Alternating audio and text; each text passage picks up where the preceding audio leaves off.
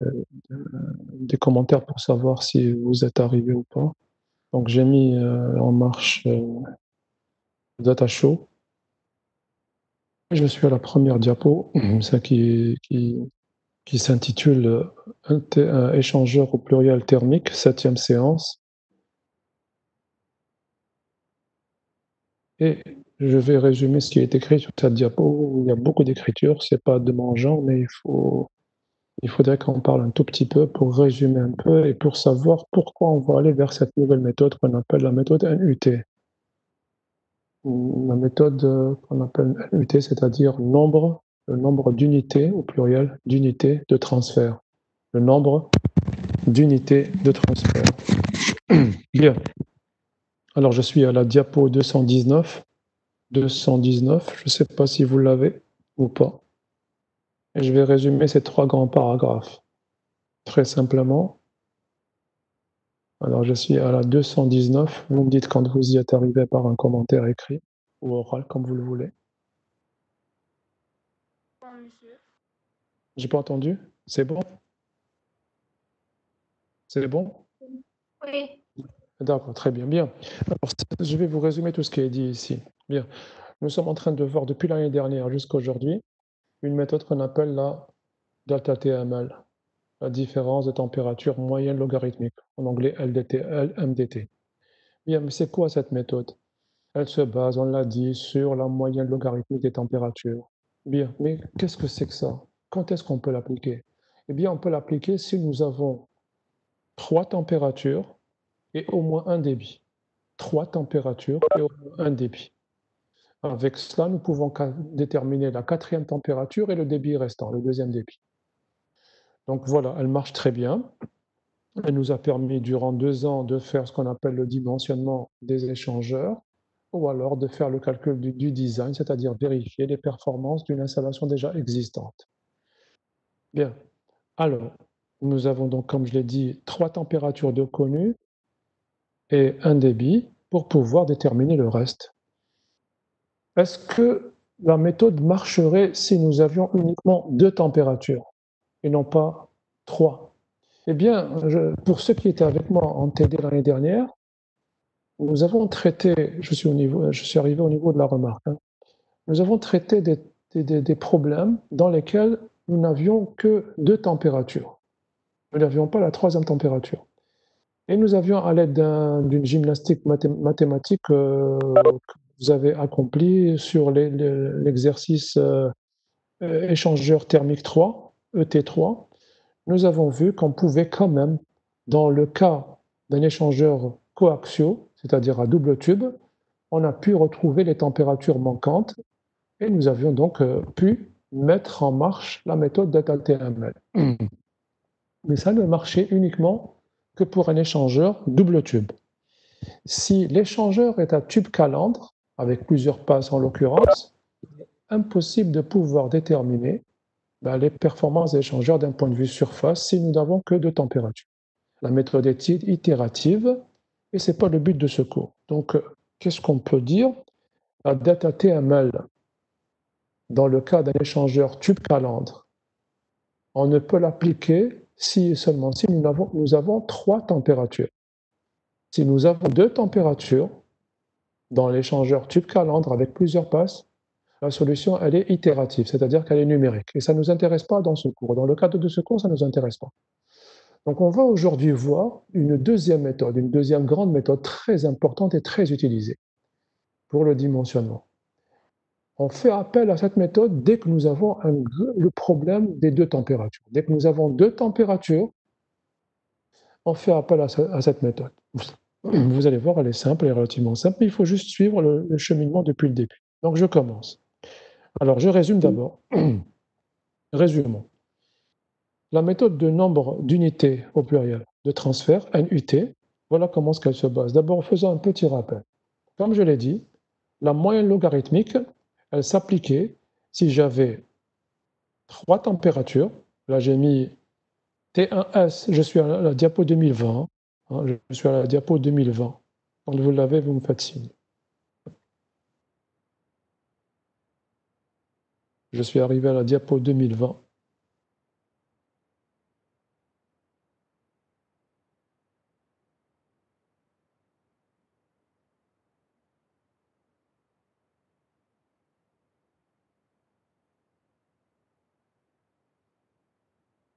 2020, oui. Mazel.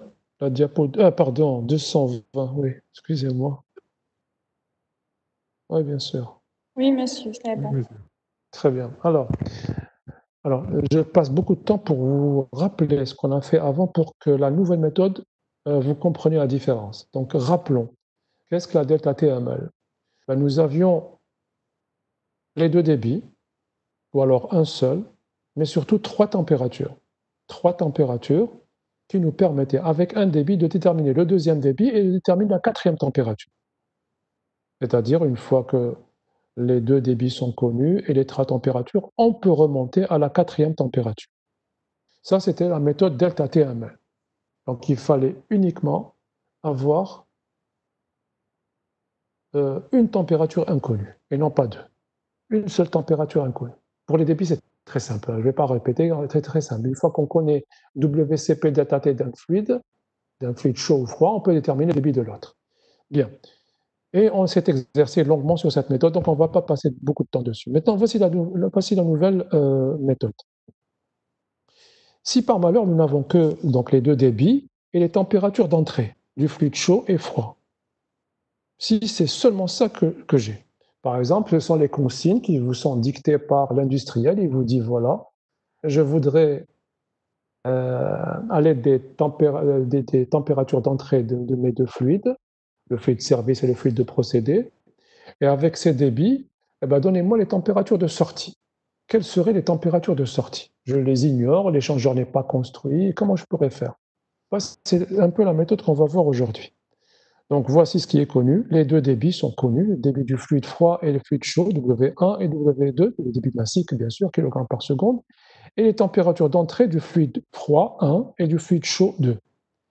Qu'est-ce qui est inconnu? Bien, vous l'avez compris, ce sont les températures de sortie. Elles sont inconnues.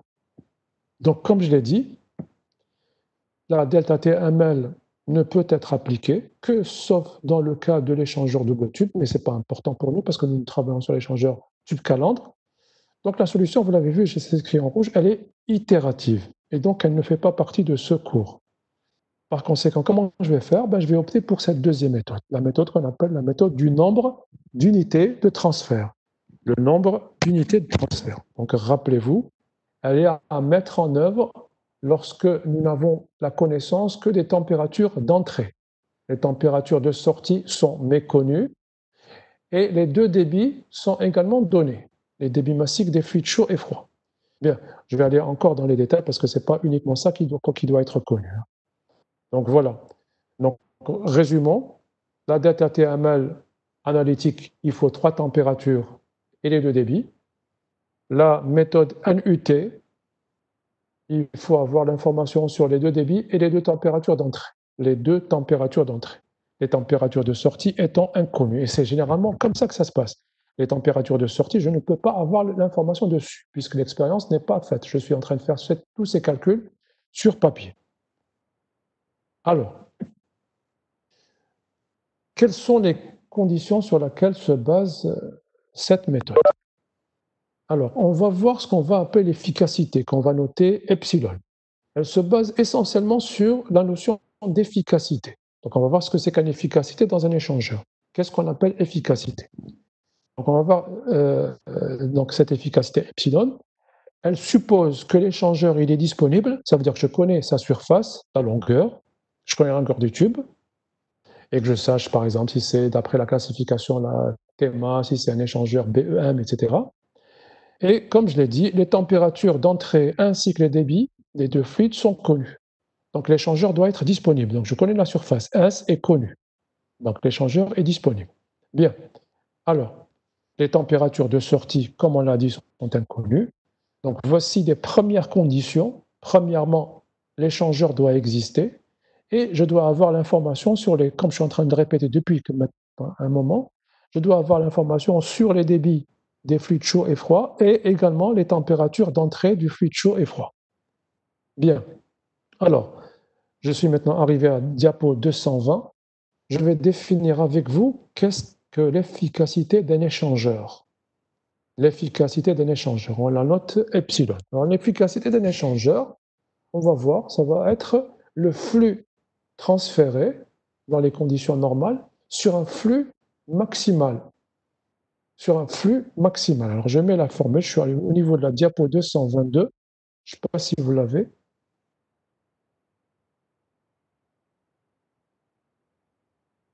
La 222. Très bien.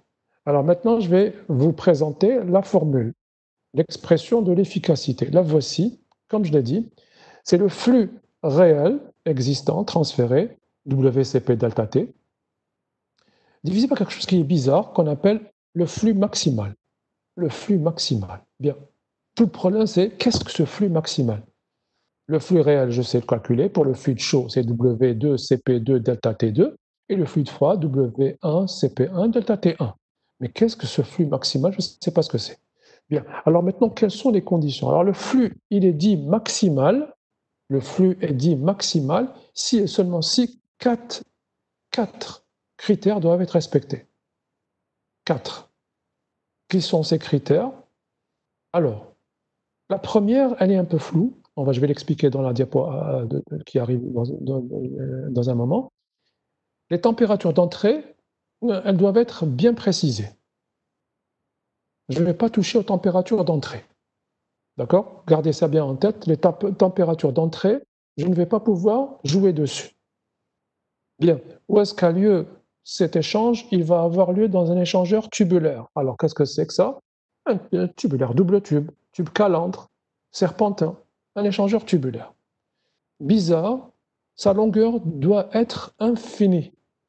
Alors, je reviens dans mes souvenirs, quand la longueur est infinie, il va y avoir augmentation des performances. Si je suis à contre-courant, car si je suis à co-courant, il risque d'avoir la rencontre des deux températures. Du fluide chaud et froid, il va y avoir le pincement, à égalité des deux températures. Donc, je ne suis pas à ça. Et c'est pour ça que la quatrième condition, c'est que l'échangeur doit fonctionner à contre-courant. Et vous le savez pourquoi. La force motrice reste à peu près constante, c'est-à-dire la différence de température entre les deux fluides doit rester constante. Alors je répète, pour mener à bien le calcul du flux d'échange maximal, il me faut respecter 4 critères. Les températures d'entrée doivent rester les mêmes. L'échangeur doit être tubulaire de longueur infinie et l'échange se fait à contre-courant. Alors, maintenant, comment calcule-t-on le flux maximal? C'est ce que je vais vous présenter dans la diapo 223, que voici. Alors, la question, je la pose, comment calcule-t-on le flux maximal? Comment calcule-t-on le flux maximal? Je suis à la 223. Je suis passé à la 223 et j'écris la question. Comment calcule-t-on le flux maximal d'échange thermique, évidemment? Quand vous y êtes, vous me faites signe. Je suis à la 223 et j'ai posé la question qui est écrite. Comment obtient-on le flux d'échange thermique maximal? Très bien. Alors, 223, très bien. Alors, je vais vous résumer ce qui est écrit. Alors, la force motrice, nous l'avons dit, pour le fluide chaud, W2CP2 delta T2. Pour le fluide froid, ce sera delta T1. Bien, comment ces forces motrices, comment ces différentes températures peuvent être maximales? On me dit une phrase bizarre.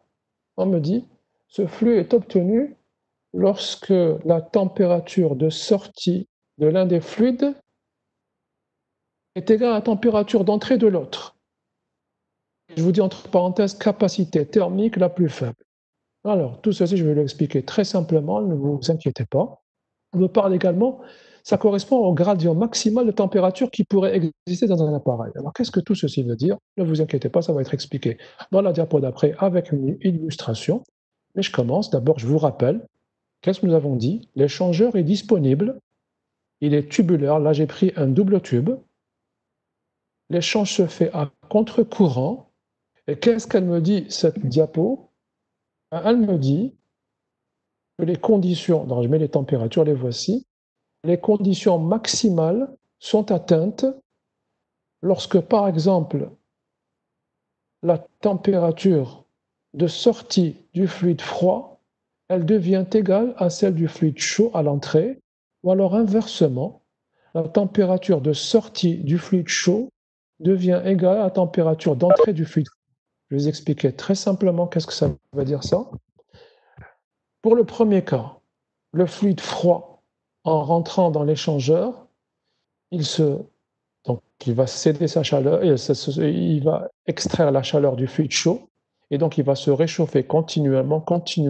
À la sortie, quand il va sortir, eh bien, il sera à la même température que le fluide chaud à son entrée. Il ne peut pas aller en dessous, au-dessus, en dessous. Idem pour le fluide froid. Pour le fluide chaud, quand il va se refroidir, il se refroidit continuellement, le fluide chaud se refroidit continuellement. Quand il va ressortir, eh bien, il va ressortir à une température égale à celle du fluide froid à son entrée. Et il ne peut pas aller plus bas. Je vais vous expliquer tout ça très simplement sur la diapo d'après. Donc, c'était pour vous expliquer un peu quelle était la méthode. Donc, nous avons compris. Et maintenant, mettons en œuvre sur la diapo 224 d'abord l'explication de certains paramètres. D'abord, je vous rappelle, le flux qui est constant, c'est-à-dire que toute la chaleur cédée par le fluide chaud est entièrement récupérée par le fluide froid si seulement si l'échangeur il est calorifugé, donc il est isolé de l'extérieur, il n'y a pas de perte vers l'extérieur. Donc nous écrivons W2CP2 delta T2, c'est-à-dire température du fluide chaud à l'entrée moins la température du fluide chaud à la sortie, c'est égal à ce qui va être récupéré par le fluide froid, W1CP1 delta T1, c'est-à-dire la température de sortie du fluide froid moins la température d'entrée du fluide froid. Nous appelons WCP-QC. WCP-QC. Ça ne sera plus la chaleur spécifique, mais on appellera ça la capacité calorifique, ou bien le débit calorifique. Donc QC, sur la diapo 224, QC, c'est WCP. QC, on appellera ça, je vous l'écrirai tout à l'heure, c'est la capacité calorifique. Alors, la chaleur spécifique, vous savez, c'est quoi? C'est des joules par kilogramme, degré. La capacité, ce ne sera pas des joules, ce sera des watts par kilogramme, degré. C'est tout. Donc, c'est la multiplication de CP par un débit. On appelle ça la capacité calorifique. Donc, voilà. Résumons. QC du fluide chaud, delta T2, égale à QC du fluide froid, delta T1, qui est égal à une constante. Toute la chaleur cédée par le fluide froid, par le fluide chaud, pardon, est entièrement récupérée par le fluide froid. D'accord? Bien. Mesdemoiselles et messieurs, quand j'ai une équation, quand j'ai A fois B égale à constante, si A est max, comment doit être B? Quand A est max, comment doit être B? Sachant que le produit est constant.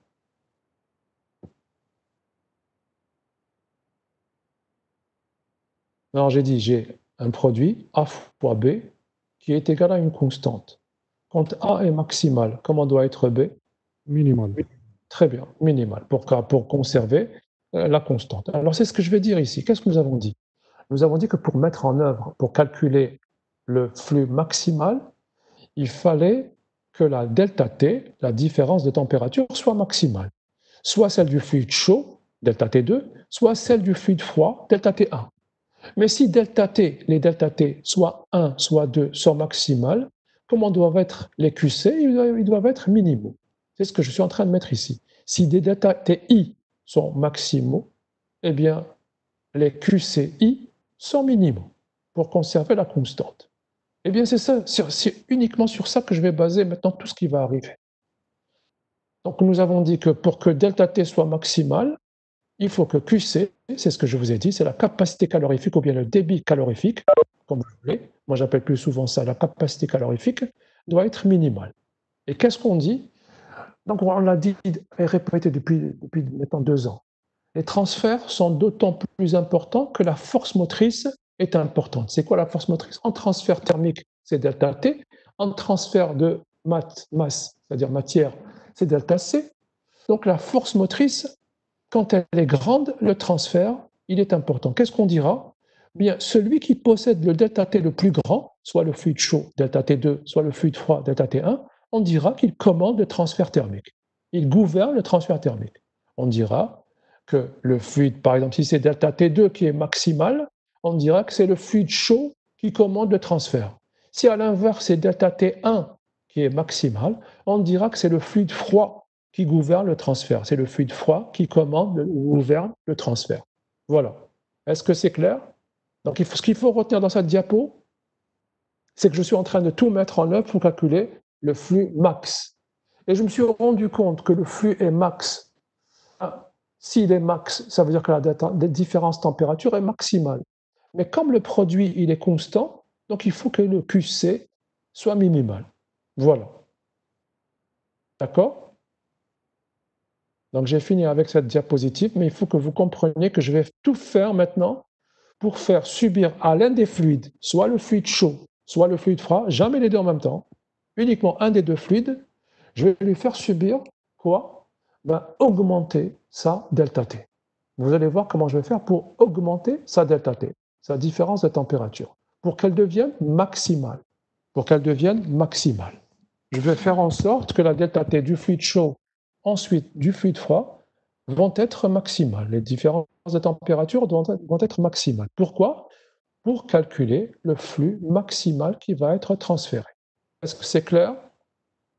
Je suis en train de poser les bases du calcul du flux maximal. Donc à présent, je vais passer à la diapo juste après, qui est à 225, que voici.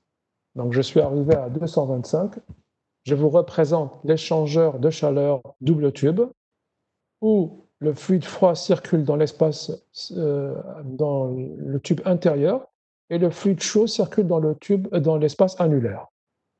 Donc voici l'animation, le fluide chaud dans l'espace annulaire et le fluide froid dans le tube central à contre-courant. La circulation, nous l'avons dit, à contre-courant. Bien, vous y êtes? Vous êtes à la diapo 225? Je viens de mettre l'animation en marche. Oui, monsieur. Très bien. Alors maintenant, je vais tracer ce que j'appelle le diagramme, c'est ce que je vous avais demandé comme devoir de maison. Le devoir de maison que j'avais donné sur la diapo qui est sur YouTube. Il y a uniquement deux étudiantes qui m'ont remis le travail. Un très bon devoir. D'abord, ça fait très longtemps qu'il m'a été remis, il y a quelques jours, et hier, un autre devoir. Donc, il y a deux étudiantes uniquement qui ont remis le devoir qui a été demandé sur la diapo qui est sur YouTube. Bien, alors, traçons ce diagramme de température. Alors, je commence. Voilà, vous le connaissez ça. Ça, c'est le fluide chaud. Il voit sa température diminuer au fur et à mesure. Et celle du fluide froid, étant donné que l'échange se fait à contre-courant, je vous rappelle ce qu'on avait fait l'année dernière. Le voici, là. Vous avez le diagramme. Fluide chaud, c'est le 2. Fluide froid, le voici. Vous remarquez que le contre-courant permet de conserver une force motrice, c'est-à-dire une différence de température qui reste constante. Différence de température entre les deux fluides, entre le fluide chaud et le fluide froid, qui reste constante au long de l'échangeur. Ce n'est pas le cas dans l'échangeur à cocourant, où vous avez vu, au départ, les forces motrices est maximale, et au fur et à mesure que j'avance dans l'échangeur, elle diminue. Et c'est pour ça qu'on vous dit que l'échangeur à contre-courant est plus performant d'un point de vue transfert thermique. D'accord? Bien. Alors regardez bien. Voici, si vous êtes en train de regarder les diagrammes, voici la chute de température que subit le fluide chaud. Il entre à T2E, il ressort à T2S. Il entre à T2E, il ressort à T2S. Quelle est la force motrice? C'est delta T2, c'est-à-dire T2E moins T2S. Maintenant, si je vous dis, maintenant, si j'ai un échangeur qui a une longueur infinie, très grande, quand il entrera le fluide chaud T2E, que fera-t-il si l'échangeur est très très grand? Que va subir T2S? C'est ce que je vais essayer de vous montrer à travers cette animation. Donc je veux maintenant avoir une delta T max, delta T2 max. Qu'est-ce que je vais faire? Je vais faire ça. Regardez bien l'animation. Je vais faire en sorte que la température de sortie du fluide chaud atteigne celle de l'entrée du fluide froid. Elle devient presque égale à celle de l'entrée, sous réserve que l'échangeur ait une longueur très grande, infinie. Regardez comment il est devenu delta T à présent.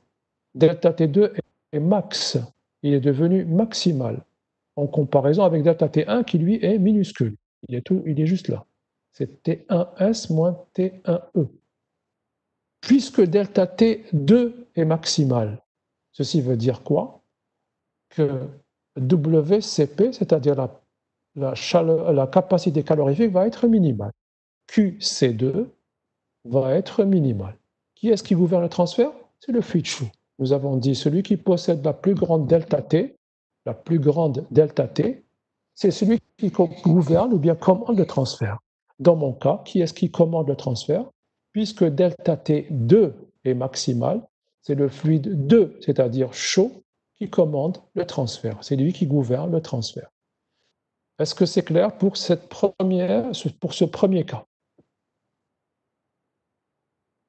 Est-ce que c'est clair pour ce premier cas? Comment que j'ai fait pour obtenir une delta T max? Oui, monsieur, c'est clair. Très bien. Alors, je vais reprendre maintenant pour que ça soit encore un peu plus clair dans votre tête. Je vais prendre un second cas. Cette fois-ci, c'est le fluide froid qui va gouverner le transfert. Alors, qu'est-ce qu'on doit maintenir? D'abord, comme je l'ai dit, je ne peux jouer que sur la température de sortie, pas celle de l'entrée du fluide qui gouverne. Alors, regardons maintenant. Je refais. Voici le fluide chaud qui se réchauffe, le refroidit, et le fluide froid qui se réchauffe. Maintenant, regardez bien. Le fluide froid voit sa température augmenter depuis T1E jusqu'à T1S. La delta T, elle n'est pas très importante. Je veux maintenant faire en sorte que la température de sortie du fluide froid atteigne elle devient presque égale à T2E. Ceci est possible si et seulement si QC1 est minimal. Donc voici ce que je fais. La température de sortie du fluide 1 va être presque égale à la température d'entrée du fluide chaud. La delta T est maximale. Ceci veut dire que QC1 est minimal. Par conséquent, c'est le fluide 1, c'est-à-dire froid, qui commande le transfert thermique. C'est le fluide 1 qui commande le transfert thermique. Là, je vous ai présenté les deux cas possibles. Soit c'est le fluide chaud qui gouverne le transfert et vous avez donc delta T2 qui est maximal, par conséquent QC2, c'est-à-dire W2CP2 qui est minimal. Ou alors le second cas, c'est le fluide froid qui gouverne le transfert thermique étant donné que delta T1 est maximal, ce qui implique que W1CP1, c'est-à-dire QC1, est minimal. Est-ce que vous avez compris les deux cas? Comment est-ce qu'on a fait pour modifier les températures de sortie du fluide qui gouverne le transfert et qu'on a pu obtenir ainsi une force motrice, une delta T maximale?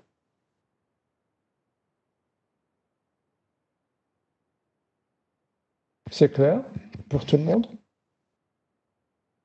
Oui, monsieur. Très bien. Alors, regardez maintenant. Une fois que je vous ai situé, soit c'est le fluide chaud qui gouverne le transfert, soit c'est le fluide froid qui commande le transfert, on va maintenant aller expliquer un peu plus et vous rappeler les conditions. Là, j'ai mis, il faut les mêmes températures d'entrée. Donc, là, vous avez remarqué, je ne touche pas à la température d'entrée, c'est à la température de sortie que je fais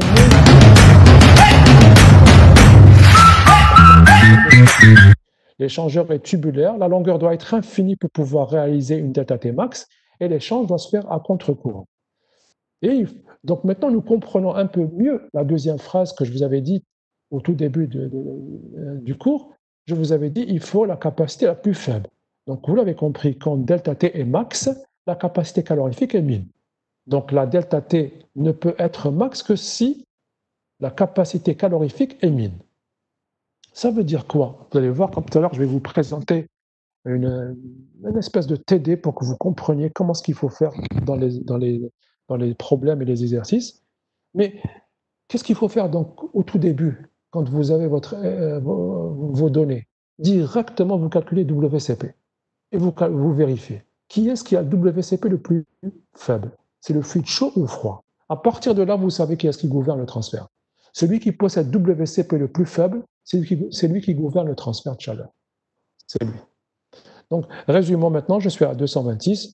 Deux cas peuvent se présenter. Soit c'est le fluide chaud qui commande le transfert thermique, et par conséquent, la delta T du fluide chaud est maximale, ce qui revient à dire que WCP du fluide chaud est minimal. Ou alors, à l'inverse, c'est le fluide froid qui commande le transfert thermique. Pourquoi? Parce que la delta T1 est maximale, étant donné que QC1 est minimal. Voilà. Maintenant, je vais aller un tout petit peu plus loin. Maintenant, je vais aller dans les calculs. Comment calcule-t-on ce flux maximal, ce Q point max?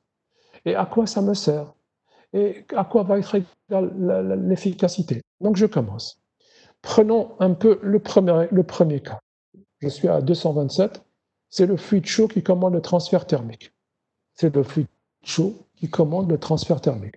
Par conséquent, je me suis aperçu à l'aide d'un calcul très simple que W2 CP2 était plus petit que W1 CP1. Ça veut dire que la delta T2 est max. Le fluide chaud commande le transfert. D'accord? Le fluide chaud commande le transfert. Bien. Donc, réécrivons la formule du flux. Le flux, c'est W2 CP2 multiplié par delta T. Mais delta T, c'est quoi lorsque le fluide chaud gouverne le transfert? Normalement, c'est T2E, la température du fluide chaud à l'entrée, moins la température du fluide chaud à la sortie. Comme la température du fluide chaud à la sortie devient égale à celle du fluide froid à l'entrée, ben je vais écrire ça. C'est T2E moins T1E. Moins T1E. Vous voyez? Je répète. Q max, c'est W2 fois CP2, c'est-à-dire minimal, multiplié par la delta T2. La delta T2, c'est quoi? Tout le monde la connaît. C'est la température du fluide chaud à l'entrée moins la température du fluide chaud à la sortie. Comme la température du fluide chaud à la sortie devient égale, puisque l'échangeur est très long, à la température du fluide froid à l'entrée, ben je remplace T2S par T1E. D'accord?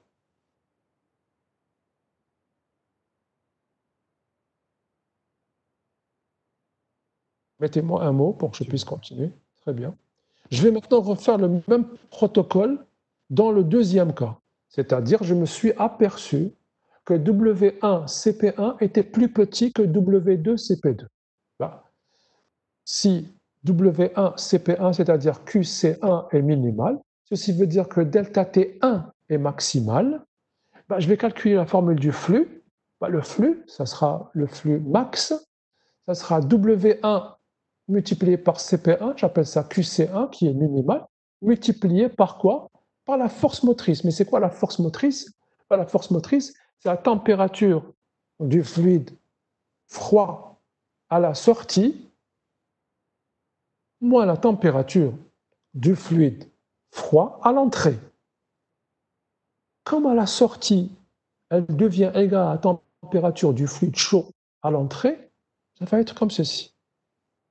T2E moins T1E. Donc je remplace T1S par T2E. La sortie du fluide froid devient égale à l'entrée, la température d'entrée du fluide chaud. Voilà.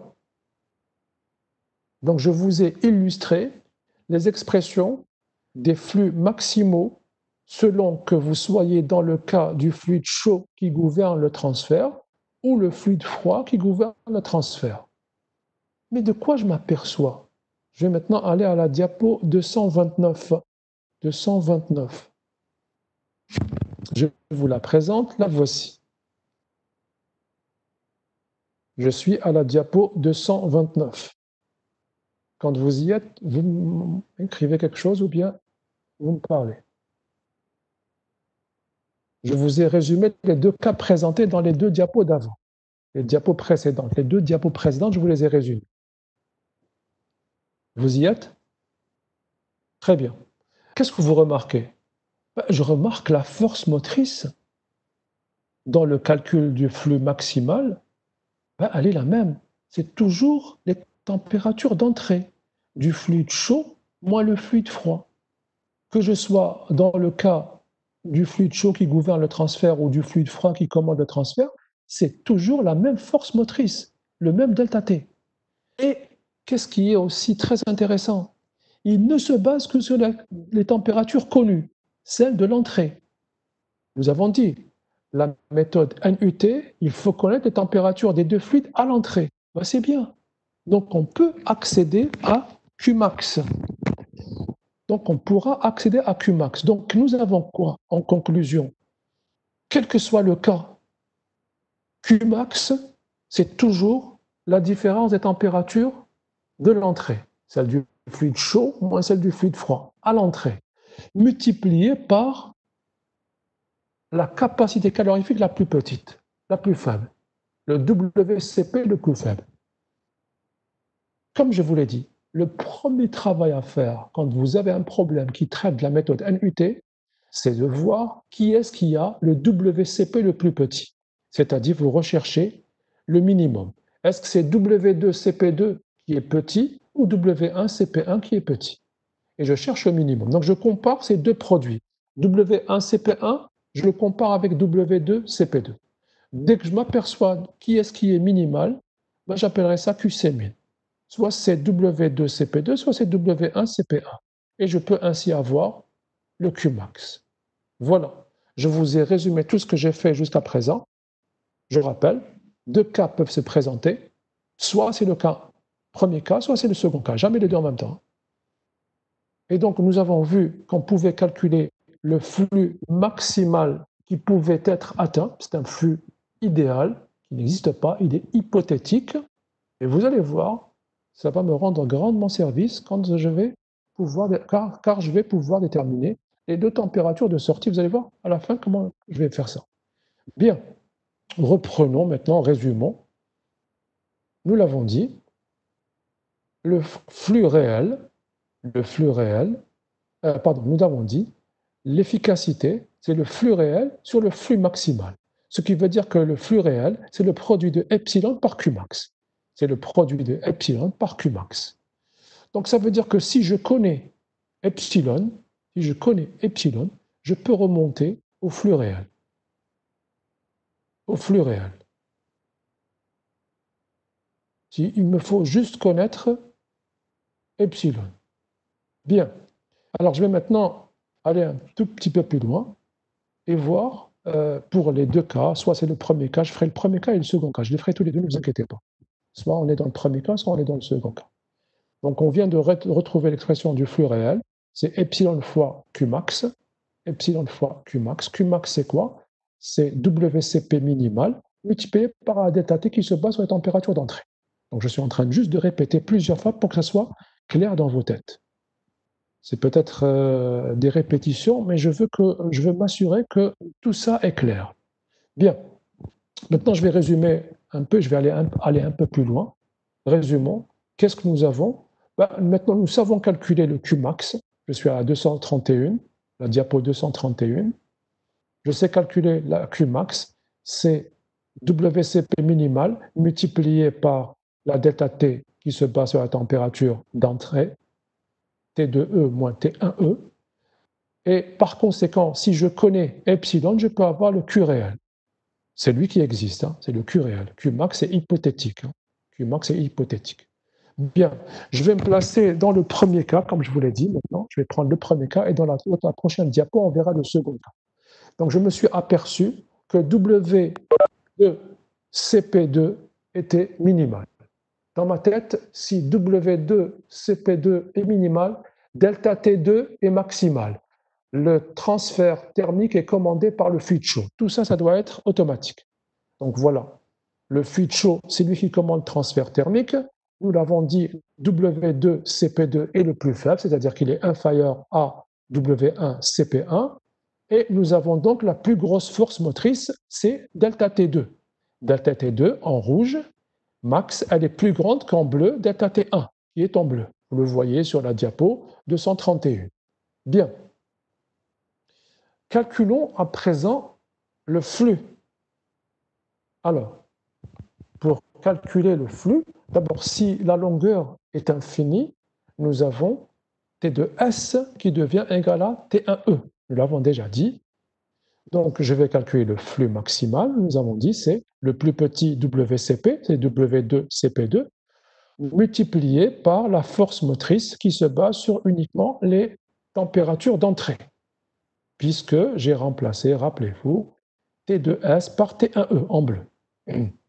Maintenant, calculons Q réel, Q point réel, le flux réel. Ben, il est en haut, c'est epsilon multiplié par W2CP2 multiplié par T2E moins T1E. Donc écrivons ce qui est écrit en haut, la première équation en haut, Q réel, Q point réel, la voici. Q point réel, W2CP2, W2, pardon, elle n'est pas écrite, hein, je me suis mal exprimé. Q point réel, c'est WCP delta T2. Delta T2, c'est la température du fluide chaud à l'entrée moins la température du fluide chaud à la sortie. Faisons le rapport entre la première équation, Q point max, et la deuxième équation. Les W2, CP2 se simplifient. Je vais avoir un rapport de température. Mais c'est quoi Q réel divisé par Q max? Q réel divisé par Q max. Ben, c'est écrit complètement en haut à droite. C'est l'efficacité epsilon. Donc, faisons le quotient de Q réel par Q max. Les WCP disparaissent. Je vais avoir donc T2E moins T2S divisé par T2E moins T1E. Vous remarquerez qu'il y a partout il y a trois températures d'entrée et uniquement T2S qui est une température inconnue de sortie. Bien, est-ce que c'est clair? Donc j'ai pris ce premier cas, j'ai calculé le flux max, c'est W2CP2 fois delta T max dans l'échangeur. J'ai calculé le flux réel, c'est WCP delta T, 2. J'ai fait le quotient de Q réel par Q max, Q point bien sûr, les flux, non pas les densités, les flux. J'ai obtenu l'efficacité. C'est fini. Je vais refaire le même topo pour le deuxième cas. C'est-à-dire, j'ai fait mes calculs et je m'aperçois que W1 CP1 est plus petit que W2 CP2. D'accord? Donc je vais passer maintenant à la diapo 232 si vous n'avez pas de questions. Si vous avez des questions, si vous voulez que je vous réexplique quelque chose, dites-le moi. N'oubliez pas les conditions importantes pour que ceci soit réalisable, c'est-à-dire pour que delta T2, la delta T soit maximale, il faut un échangeur de longueur infinie. L'échange se fait à contre-courant. L'échangeur est à tubulaire et on touche les températures de sortie. Les températures d'entrée restent dans les mêmes conditions. Les températures de sortie, c'est la sortie du fluide X qui devient égale à la température du fluide Y, d'entrée du fluide Y. Je vais donc passer à la diapo 232. J'ai presque fini. Donc cette fois-ci, je fais mes calculs, je suis à 232. Quand vous l'avez, vous me dites. J'ai présenté les deux équations qui restent, elles valables quel que soit X, elles sont toujours là. Je suis à 222. Quand vous l'avez, vous m'écrivez un commentaire, s'il vous plaît. Très bien. Alors, je commence. Cette fois-ci, j'ai mon problème qui m'est proposé, j'aurai un examen ou dans le TD ou je ne sais pas où. Je calcule WCP du fluide chaud et du fluide froid. Je m'aperçois que WCP du fluide froid est plus faible que WCP du fluide chaud. Donc, W1, CP1 est minimal. C'est le plus petit. Dans ma tête, automatiquement, delta T1 est maximal. C'est le fluide froid qui gouverne le transfert. Voilà. Donc, je me suis aperçu que W1, CP1 était minimal. dans ma tête, c'est le fluide froid qui gouverne le transfert thermique. Tel que la force motrice du fluide froid, delta T1, elle est maximale, c'est-à-dire qu'elle est supérieure à la force motrice du fluide chaud, qui est delta T2, qui est toute petite. Elle est toute petite. Bien, qu'est-ce que tout ceci va dire? On va encore répéter une énième fois. L'échangeur a une longueur infinie. Que se passe-t-il par conséquent? Eh bien, la température de sortie du fluide froid, devient égale à la température d'entrée du fluide chaud. Température d'entrée du fluide chaud. Quand je calcule le flux maximal, pas le flux maximal, on l'a déjà fait, c'est le WCP le plus petit, c'est-à-dire W1 CP1, multiplié par la force motrice la plus grande. C'est-à-dire, je remplace la température de sortie du fluide froid par T2E.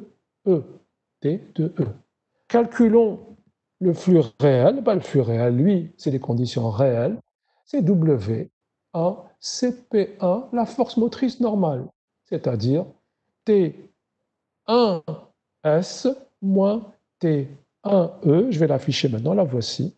T1S moins T1E, la voici. Calculons le rapport de Q point réel sur Q point max, Q point réel sur Q point max, c'est-à-dire calculons l'efficacité qui est définie comme tout à l'heure dans la diapo en haut à droite, complètement à droite en haut. Je vais avoir un rapport des températures où seulement une seule température est de sortie. Les trois autres, ce sont des températures d'entrée. Elles sont connues. Voilà. Donc, je me suis placé dans les deux cas. J'ai calculé l'efficacité. Vous avez vu que l'efficacité se base sur uniquement les températures. Et je vais de ce pas aller vous résumer et entreprendre d'étudier deux cas. Ça serait dans vos, par exemple, comme je vous l'ai dit, vous entraîner un peu à faire un problème de ce type. Donc, je suis maintenant à la diapo 233. Je suis arrivé à 233. La question est, qu'est-ce que je fais de tout ceci? Qu'est-ce que je fais de epsilon? À quoi ça me sert? Comment je vais obtenir mes températures de sortie? Moi, ce qui m'intéresse, c'est, on n'a toujours pas répondu, comment va-t-on faire pour déterminer les températures de sortie du fluide chaud, T2S, et la température de sortie du fluide froid, T1S? Je n'ai pas encore trouvé la solution. Et c'est maintenant que je vais écrire la définition, je vais vous présenter dans la diapo 233 la définition du nombre d'unités de transfert. Eh bien, la NUT, c'est égal à quoi? Eh bien, c'est égal à US divisé par la capacité calorifique la plus faible, la minimale. La voici. NUT, c'est égal à US divisé par la capacité calorifique minimale. La capacité calorifique minimale. N'oubliez pas, l'échangeur est supposé disponible. Ça veut dire qu'on connaît sa surface. On connaît sa surface. Je vous rappelle également, je l'ai déjà dit, ça fait longtemps, et je l'ai répété en début de semestre, on se basera toujours sur la surface externe. Vous connaissez les réseaux. Bien.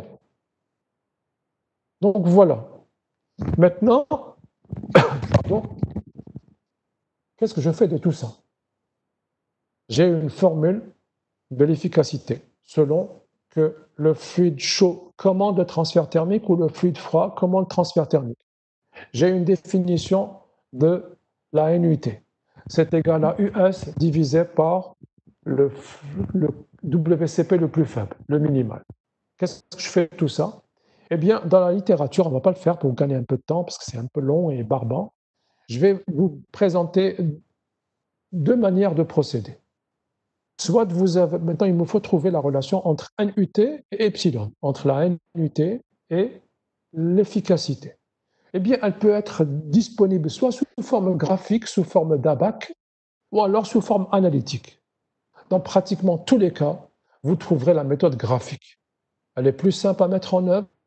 La méthode analytique, elle est simple uniquement dans des cas relativement très simples, dans le cas du double tube à contre-courant. Sinon, dans les autres cas, la solution est très complexe. On préférera toujours travailler avec la méthode graphique. Alors, vous allez avoir, dans les graphiques qui vont arriver, ce sont des ABAC. la relation entre epsilon, l'efficacité, et la NUT pour plusieurs grands C. C'est quoi les grands C? C'est le rapport de QC min sur QC max. WCP minimal divisé par WCP maximal. Donc il va y avoir, maintenant je vais vous présenter deux choses. Un tableau que j'ai tiré de la littérature, où vous allez voir que les expressions sont très compliquées, et c'est pour ça qu'on ne travaillera presque jamais avec les expressions analytiques. Et vous verrez également des cas où je vous ai présenté des abacs, pour le cas d'un écoulement d'un échangeur tubulaire à cocourant, un échangeur tubulaire à contre-courant, ou bien un échangeur tube-calandre à plusieurs passes. Donc voici maintenant les relations entre epsilon et NUT.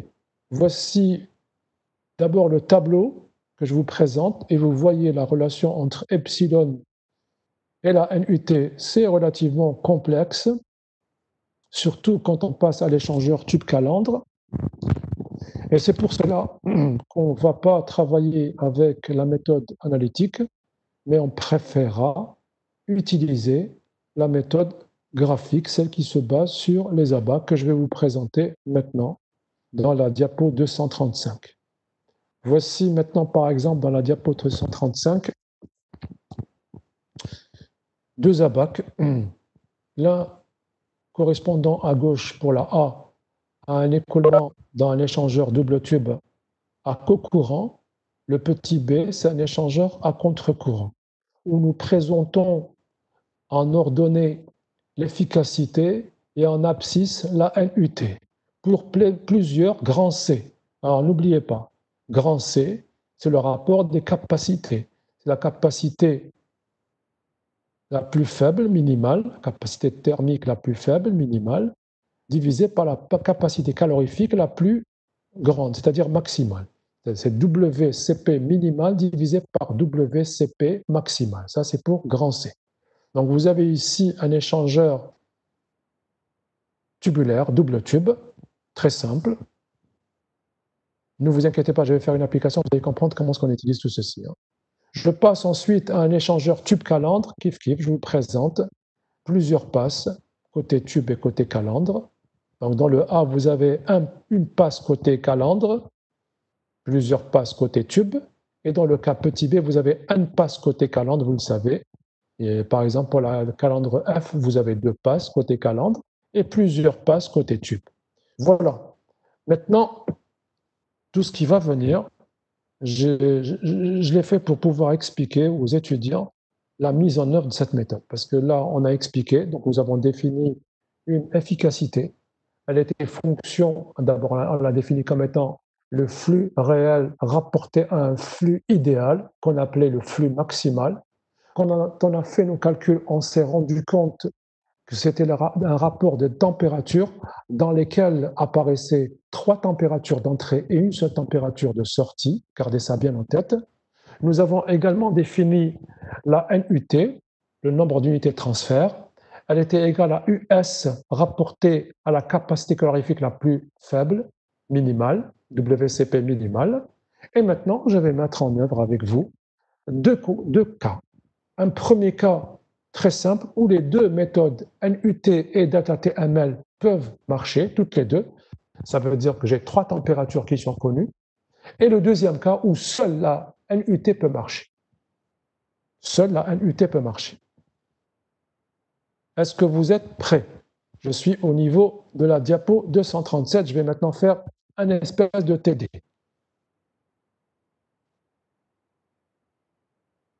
Faites-le-moi savoir quand vous arriverez à la diapo 237.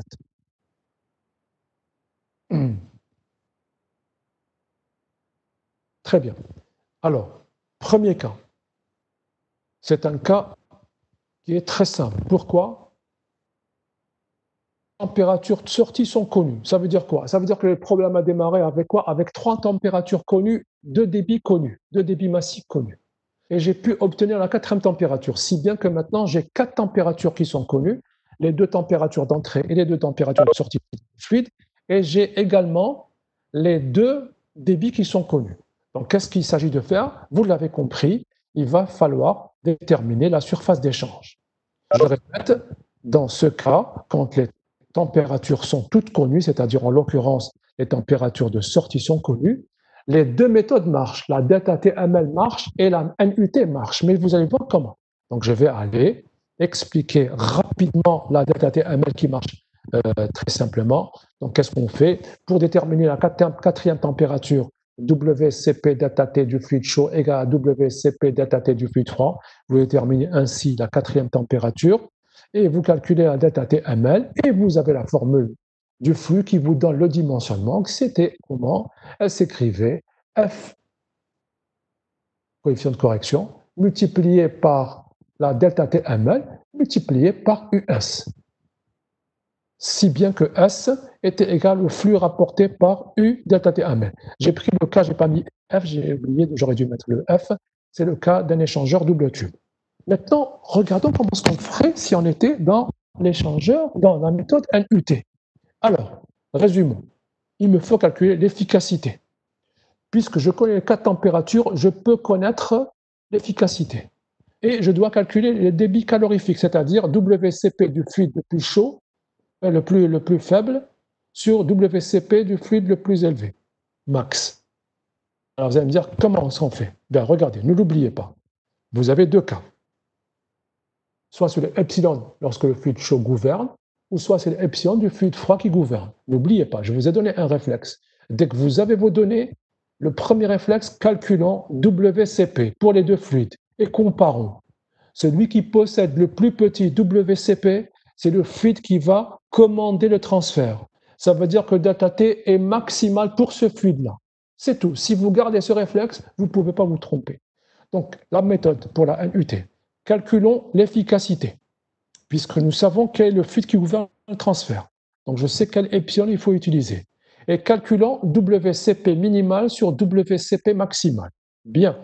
Une fois que je fais ça, je pourrais maintenant déterminer la NUT. La NUT, rappelez-vous, c'est US divisé par WCP le plus faible. Et je peux tirer mon S.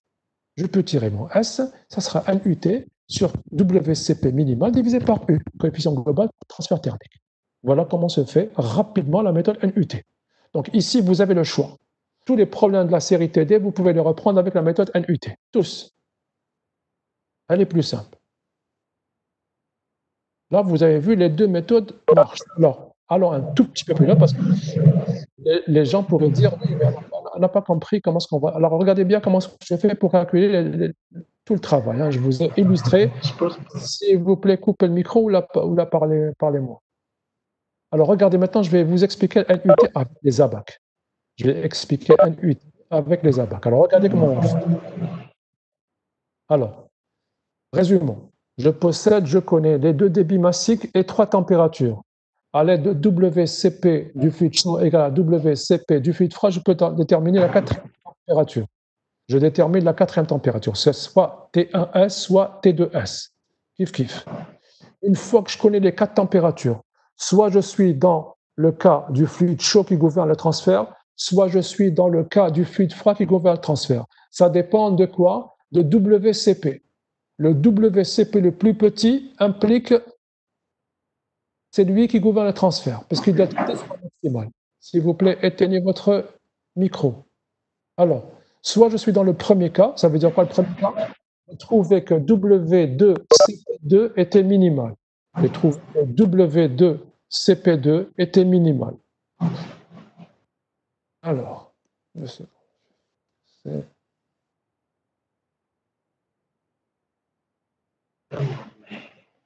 Qu'est-ce?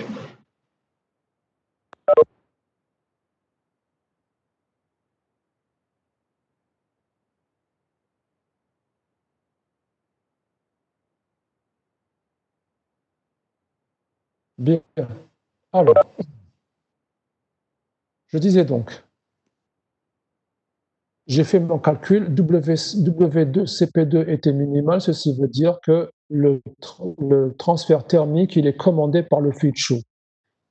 Je viens,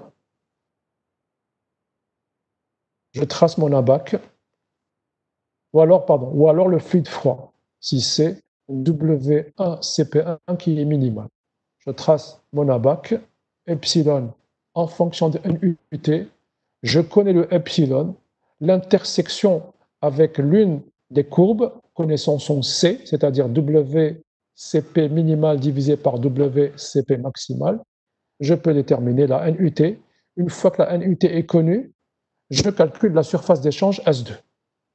Ça, c'est la méthode quand vous avez les 3 températures, c'est-à-dire les 4 températures connues. Les 2 méthodes peuvent être utilisées, la delta TML ou la NUT. Vous avez le choix. Est-ce que vous avez compris la mise en œuvre de la méthode?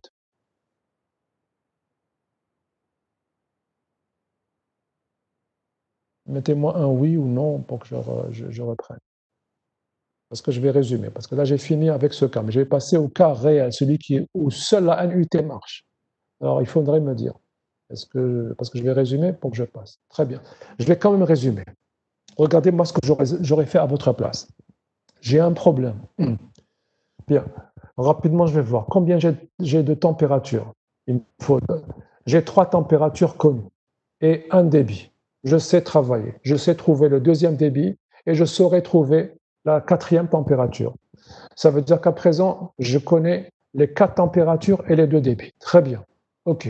Maintenant, je veux mettre en œuvre, non pas la méthode classique delta TML que tout le monde connaît parfaitement, je vais mettre en œuvre cette méthode, la méthode NUT. Bien. Comment que je procède? La première étape, je calcule WCP pour les 2 fluides, du fluide chaud et le fluide froid. Et je compare WCP chaud, WCP froid. Je compare ce produit. On appelle ce produit la capacité calorifique.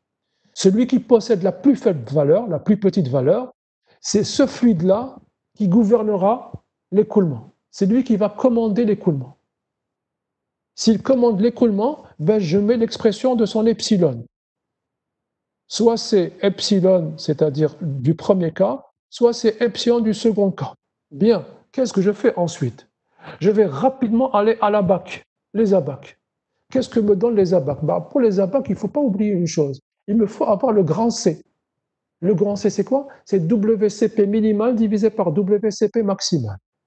Et je vais ensuite, connaissant epsilon, je connais epsilon, je vais à l'intersection avec le C correspondant, avec la courbe dont le C correspond à mes résultats, et je vais aller en abscisse, et je lis le NUT correspondant. Quand j'ai le NUT, je sais que NUT, c'est US divisé par WCP minimal. Eh bien, je peux tirer la S.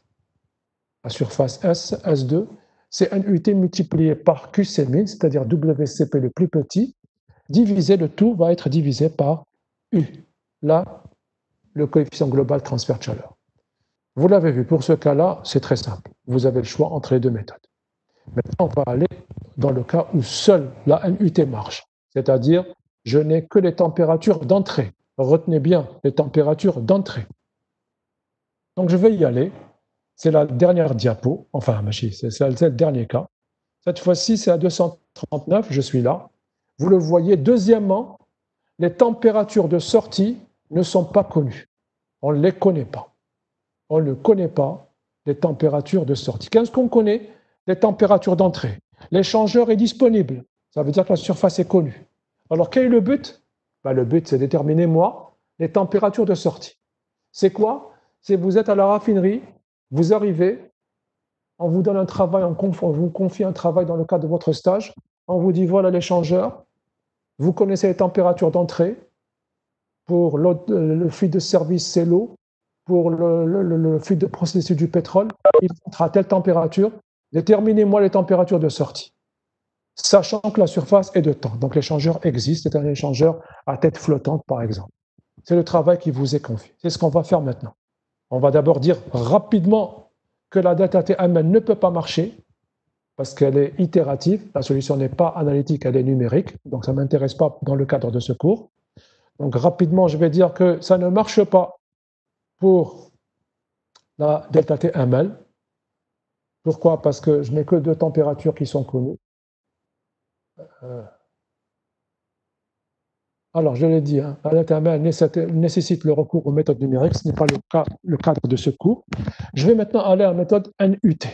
Comme d'habitude, je vais vous mettre des phrases et ensuite, je vais aller pour vous expliquer à l'aide de graphiques. Donc, qu'est-ce que je fais? J'ai besoin d'avoir les températures de sortie. Comme d'habitude, la première des choses, savoir quel est le fluide qui commande le transfert. Comparer les WCP, du fluide chaud et du fluide froid. Une fois que je connais ça, je vais calculer un UT. Comment je calcule un UT? Il est très simple à calculer. Je connais le coefficient global de transfert de chaleur, U. On va voir s'il y a encrassement ou pas. Je connais la surface d'échange, puisque l'échangeur il est disponible. Et je connais WCP du fluide le plus faible, le WCP minimal. Donc je peux connaître NUT. C, je vous l'ai déjà dit, C, c'est WCP minimal divisé par WCP maximal. Je peux ainsi, connaissant NUT, avoir epsilon. Cette fois-ci, c'est l'inverse. Tout à l'heure, on connaissait epsilon, on a obtenu NUT parce qu'on ne connaissait pas la surface. Là, c'est l'inverse. Je connais NUT puisque la surface elle est disponible et je vais remonter à epsilon. Rappelez-vous ce que je vous ai dit en début de cours.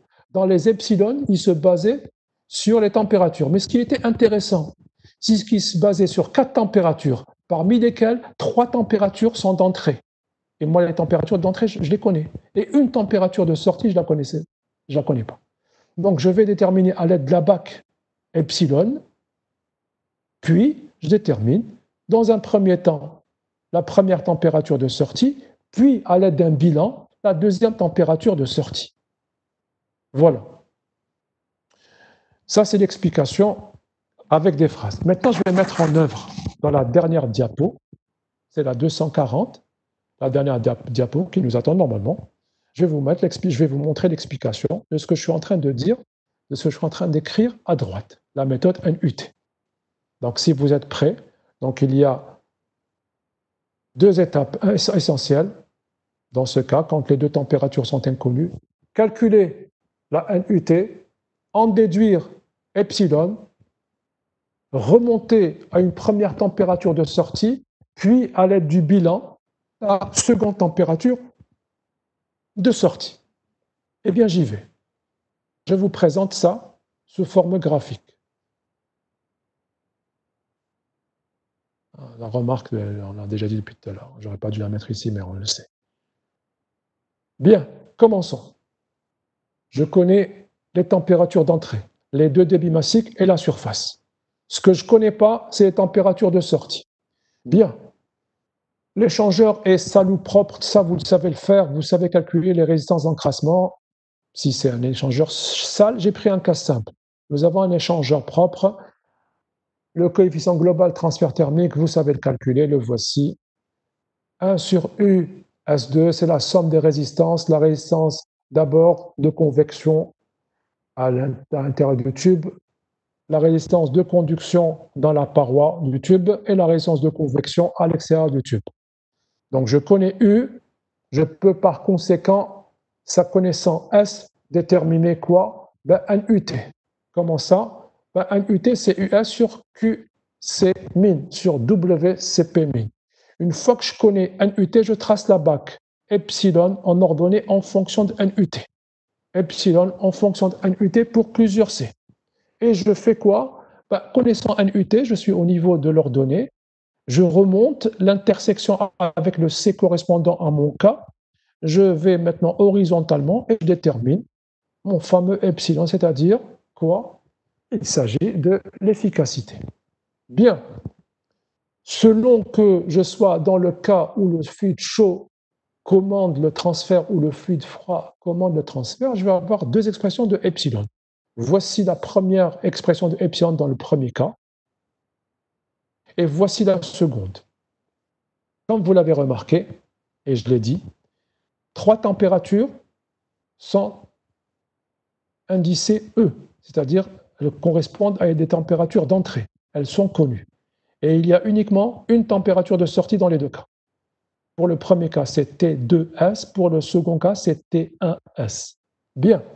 Par conséquent, puisque je connais les 3 températures, je peux déterminer, puisque je connais la valeur de epsilon, soit je suis dans le premier cas ou le second, je peux déterminer soit T1, soit T2S, soit T1E.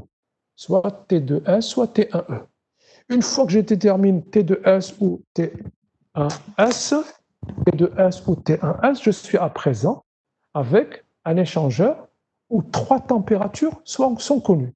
À la 4e température, vous l'avez compris, je vais utiliser WCP delta T égale à WCP delta T du fluide chaud égale à celle du fluide froid, et je détermine la 4e température.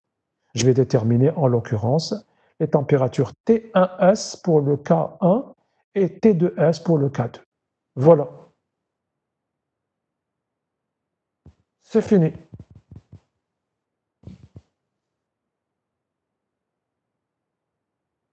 J'ai fini avec la méthode NUT et j'ai en même temps terminé le programme. Je vais vous résumer cette méthode et parler un tout petit peu de ce qu'on a fait depuis le début de l'année et clôturer cette séance. Alors je vous attends. Est-ce que tout le monde a eu la 240? C'est la dernière diapo. Est-ce que tout le monde l'a compris?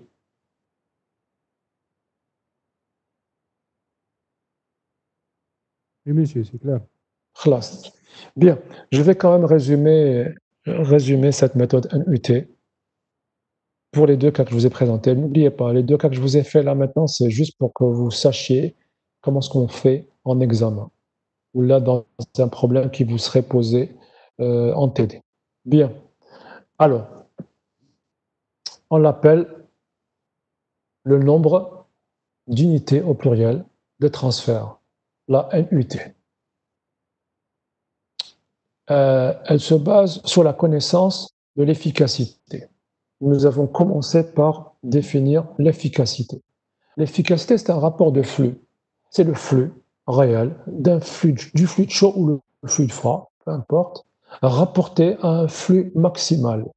Rapporté à un flux maximal. Bien.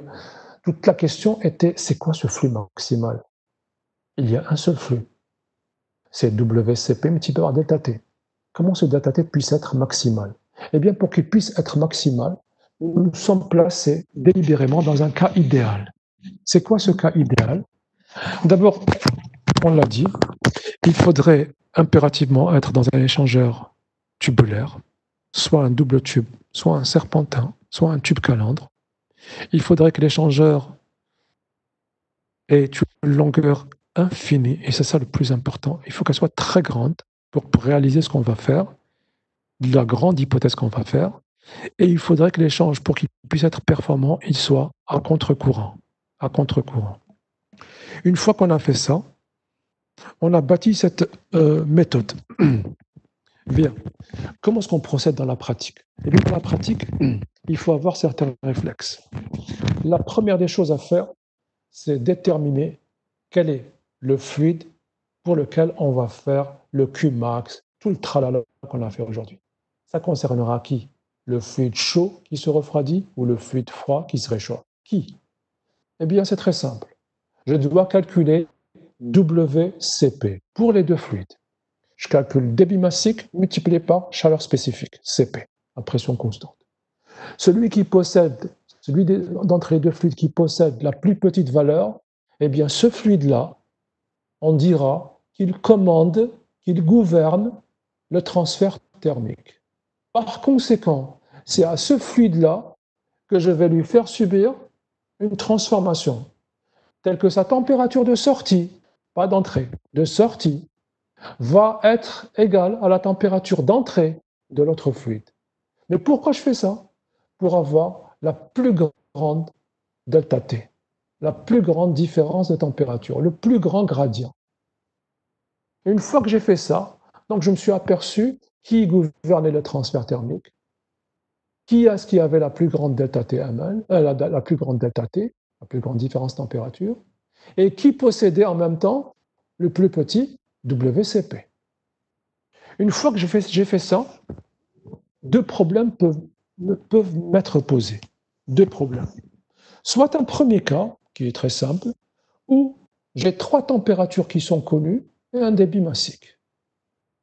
Eh bien, on le sait, dans ce cas, même la delta TML marche. Ça veut dire quoi? Ça veut dire que ça pourrait me servir de méthode de comparaison, de vérification de mes calculs. Donc, je sais comment ce qu'on fait pour la delta TML. On peut rapidement déterminer le deuxième débit et on peut déterminer rapidement la quatrième température. La quatrième température, une fois que les deux débits sont connus, je détermine la quatrième température. Une fois que la quatrième température est connue, bah, c'est fini pour la data ATML. Maintenant, pour la NUT, quand j'ai 3 températures qui sont connues et les 2 débits, ensuite, donc, je vais calculer la quatrième température. Certainement, l'inconnu, ce n'est pas la température, parce que je peux les avoir rapidement. Certainement que dans ce cas, la question qui va m'être posée à la fin, c'est déterminer la surface d'échange. Ça veut dire que l'échangeur n'est pas disponible dans ce cas. Alors, comment que je procède? Puisque les 4 températures sont disponibles, je peux calculer epsilon. Si je connais epsilon, d'abord je connais quel est le fluide qui gouverne. Donc je vais calculer le epsilon qui lui correspond. Si je connais epsilon, donc l'ordonnée est connue, je connais WCP min divisé par WCP max, c'est le grand C, je vais ensuite l'intersection avec la courbe, je redescends sur l'ordonnée, je lis ma NUT.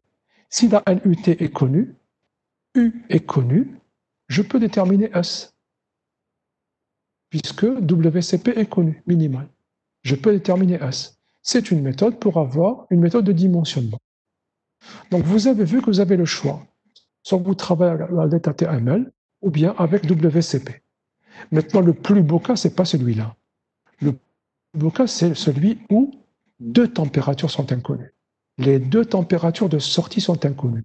C'est-à-dire que vous avez un échangeur, vous avez les consignes, l'industriel vient et vous dit voici mes consignes. L'eau de refroidissement, vous l'avez sa température. C'est une eau, on va dire, à 7 degrés. Le fluide de procédé, vous avez sa température. Il arrive du rebouilleur à telle température. Mais je ne connais pas les températures de sortie. Donnez-les-moi si ces 2 fluides doivent évoluer dans cet échangeur qui existe. Donc je connais la surface.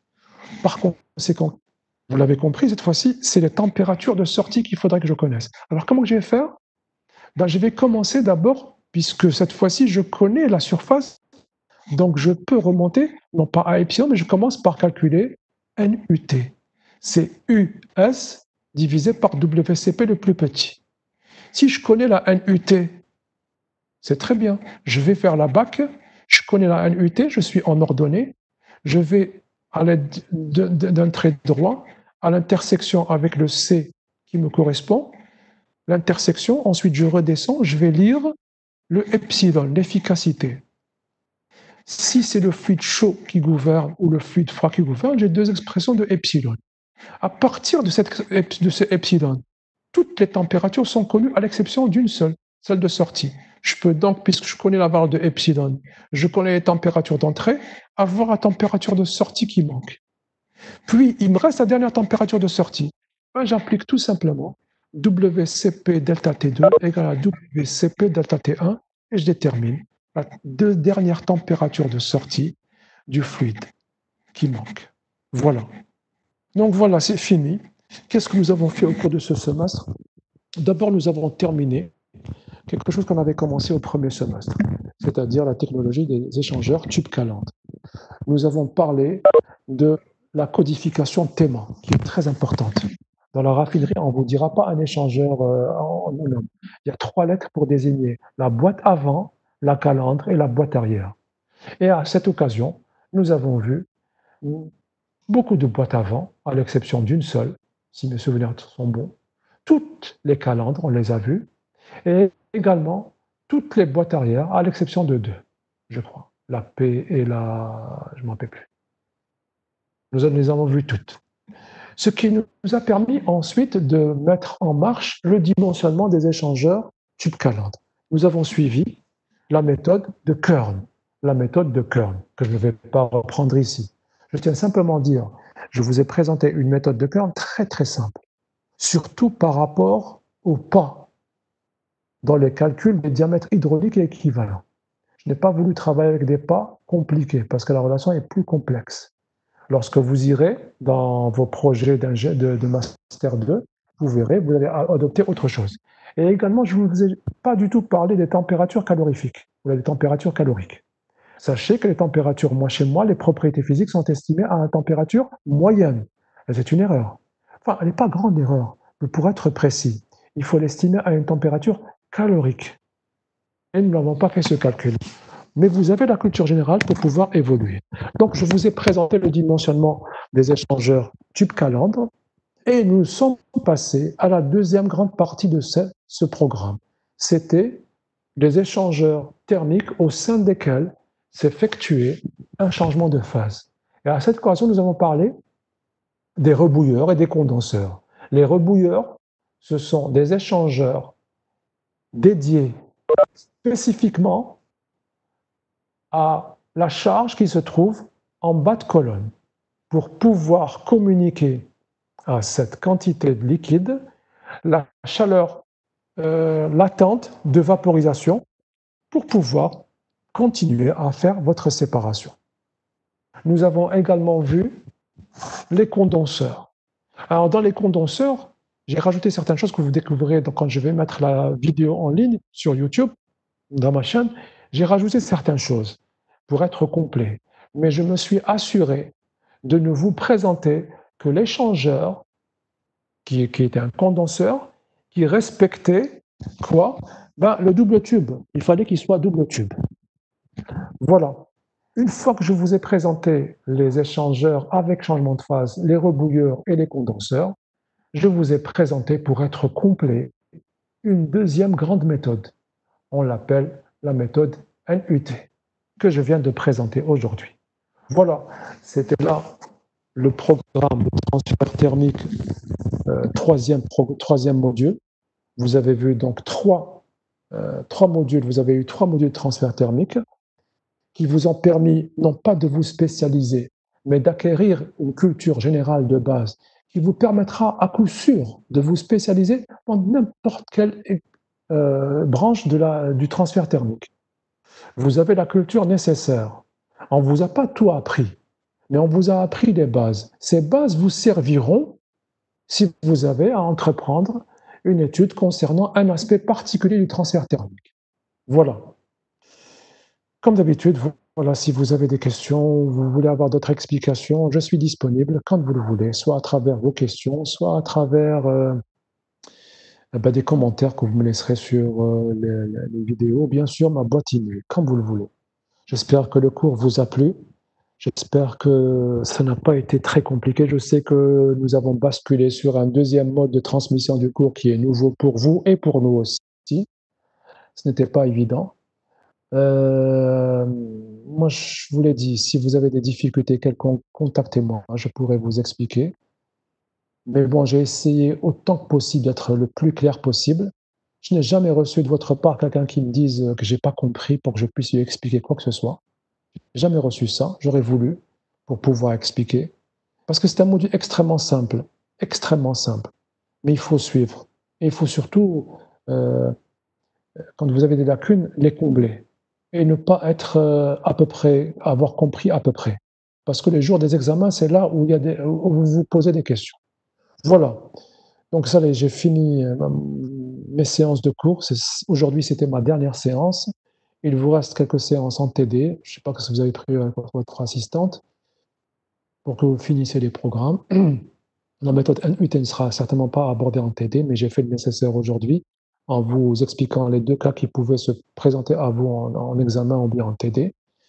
Voilà, j'espère que ça a été clair, que vous n'aurez pas eu beaucoup de difficultés, hormis cette nouvelle méthode de transmission des cours. J'espère que vous allez avoir votre année en début d'année, donc on va commencer certainement à la rentrée des examens.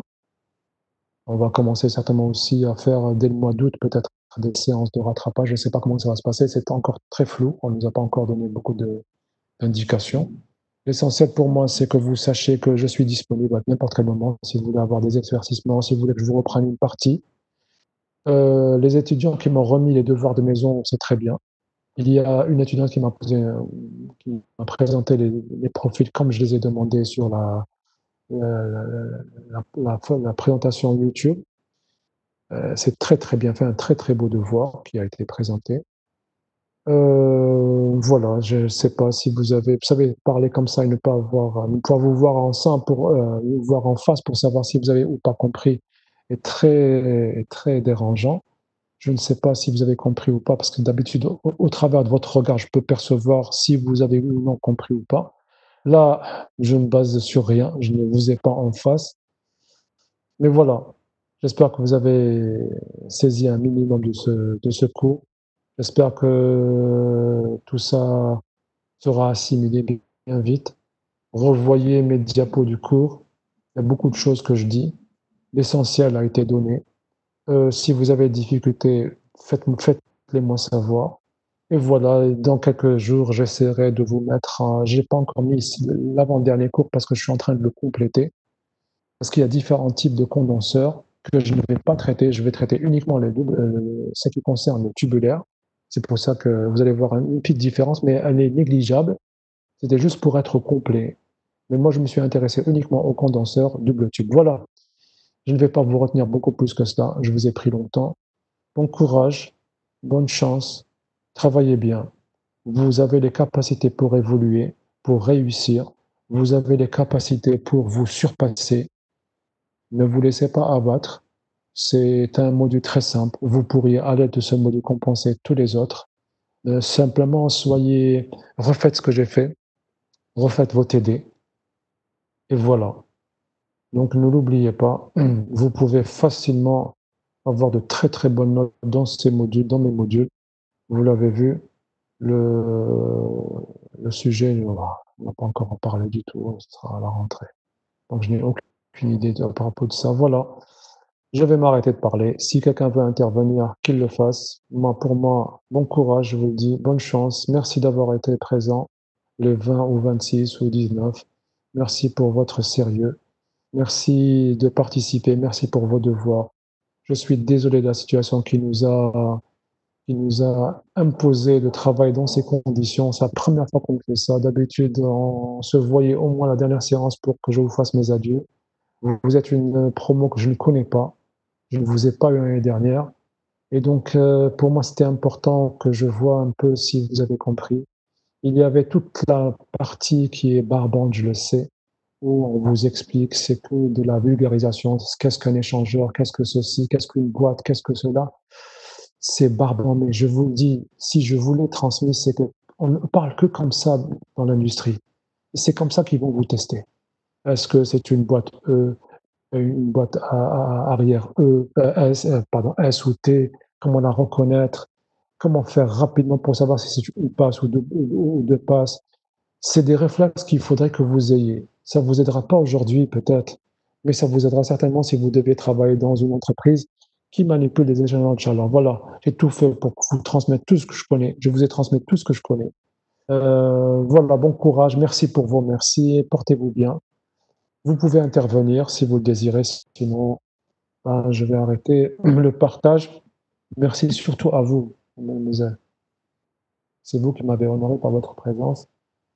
J'ai essayé de combler et de vous mettre comme mes étudiants que j'avais eu en troisième année, c'est-à-dire vous refaire le double tube, le dimensionnement pour que vous soyez à l'aise pour l'échangeur tube calandre. Voilà. Voilà. Prenez soin de vous. Si le délégué ou les délégués veulent intervenir, qu'ils le fassent. Je vous écoute.